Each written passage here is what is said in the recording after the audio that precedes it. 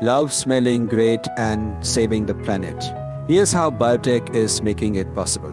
Did you know it takes 10,000 roses to make just 1 liter of rose oil? And don't even get me started on rare ingredients like oud, which come from endangered trees.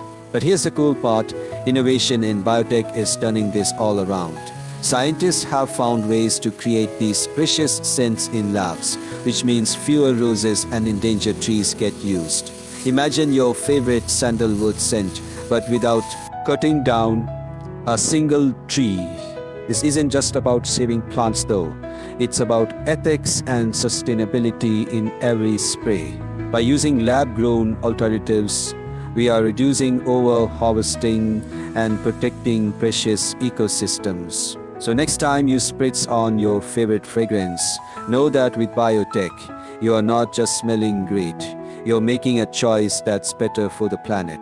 Isn't that refreshing? Join the movement for vegan fragrances and eco-friendly scents, because when science meets nature, everyone wins.